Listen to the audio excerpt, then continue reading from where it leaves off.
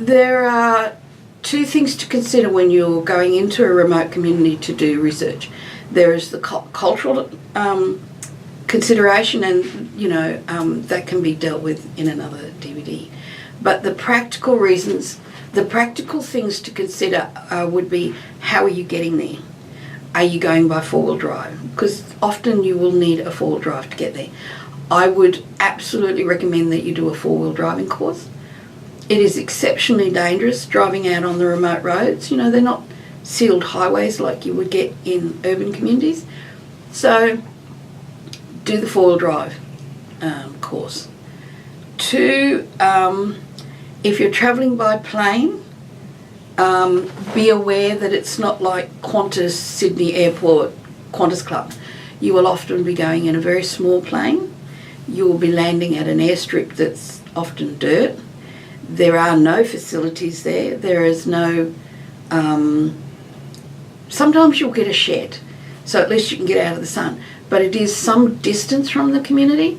And, there are no taxis outside that you can jump in and go to the community. So before you leave, make sure that you've got your permission. And I think in most communities you've got to get a permit from Northern Land Council. But you get in touch with the people on the community. You really organise that you are coming, what flight, when. Often the little plane will go over the community so they can see the plane is going to land, and then they'll arrange for somebody to come pick you up. Always carry water with you, because there are no bubbler taps or little, water dispensers. So it's very hot and it's very, you'll need water. So always carry water with you. If you're staying longer than just during the day, don't expect that there is a hotel or motel that you can check into. You must organise accommodation before you go. If you're camping in a tent, please check with the community where you can and can't camp, because if you go onto an area that's sacred, you can be in a lot of trouble. But they also know, you don't want to... I've seen a research camp in a spot, and it was a direct track for all these spiders. It wasn't a comfortable visit, believe me. But not only with accommodation, sometimes, they're lacking, and so you're just going to have to be very tolerant when you go in. If you have particular food restrictions, take your own food, but don't expect there to be wonderful refrigeration. So, yes, you just have to be very flexible. And if you're lucky enough to have a store, expect to pay 3 or 4 times the amount that you would pay in a supermarket in town. When you're out there, take cash, but don't leave it lying around. Because if you leave it just sitting around on a table or somewhere, it's not that people steal, it's just, it's there, so I'm allowed to have it. So keep it safe. Do not expect that there will be handy bank ATMs. Maybe there will be. Maybe it will work. And maybe, you can get some money out. Sometimes there are a restriction of $100. And believe me, buying groceries in the community will cost you a lot of money. So just be careful of that. On communities, there is such a thing as humbug.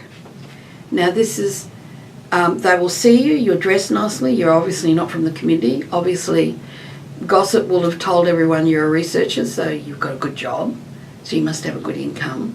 So people will ask you for money or cigarettes or whatever. It's perfectly fine to say, no, I'm so sorry, no, and just continue walking. You do not have to hand over everything that you've got.